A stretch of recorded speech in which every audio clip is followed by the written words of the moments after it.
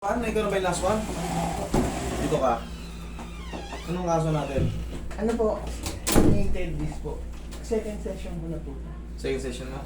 Okay. Hindi ako nakabalik last week ko eh. Sa Isabela. Hindi ka na balik. May trabaho po kasi sa Isabela. Pinatahak ako. Pinatapong ka ron? Ako ng kumpanya. Kailan ka ulit pumunta September rin? 30, ay August 30 po. August. Dapat September 7 po. O buti na ako mga schedule. Opo, nakakuha po ako dito. Kasi yung mga dapat magsasabi kayo ha. Ako, Nagsabi ka ba? Ako, nagsabi. Okay, good. Kasi siyempre iba na yung iba na yung nakabook. Ako. Alam niyo naman, iba yung nakabook. Sana kahit pa paano, magpasubali kayo na, Master, di ako makapunta sa lipat mo ko na Ako, nagsabi ko. meron akong para mapalitan natin yung sa may ibang Ako. nasa. Oo. Tayo nga. Kinahapon ka sa Isabela. Ako. Buti nakabalik ka. Kakababalik ko lang yung Saturday. Tapos Hindi ka patagilid. sa isang balis naman po ako ngayong week nito. Uuwi ko lang din galing iba. Paano ka makakaano niya kung puro lalayo pa na ng rides mo? Paano ka gagaling yan? Hindi, ngayon po, Tagalan nung ngayon pong week, next week wala na po. matagtag yung mga mo. Isabela, 12. Ang pinakamababa niya, 12. Aeroplano naman po. Aeroplano? Apo. Okay, kala ko. Hello? Hello? Yes? Kabila po. Ay ko. Apo.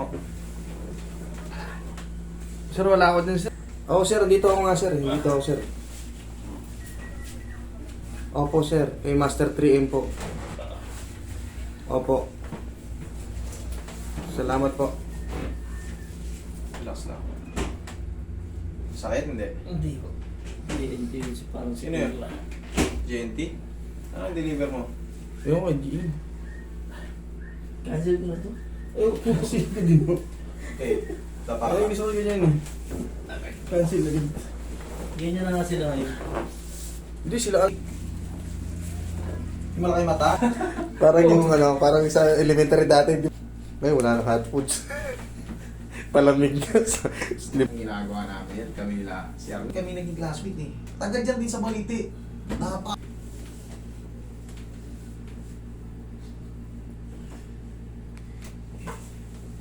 Hanggang grade 6 classmate yan si Arnel eh. Yaya ka tol. Taas mo yung baka mo siya. Dalawang kamay ko sa dito. Okay, relax na. Inhale. Exhale. Hirap mo siya.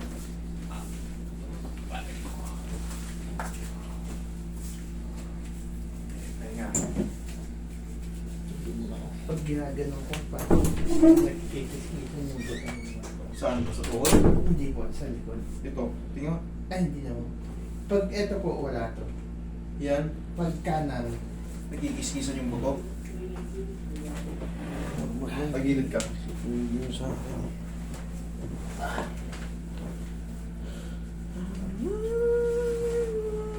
Tinuruan kita ng mga rito, combo mo. ginaganon ko po. Pag umaga sa kanan. Gabi.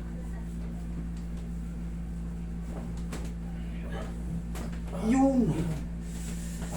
Tinamaan din. Sige, pahinga ka muna dyan. Higa ka lang.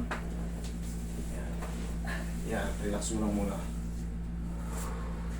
Tumama.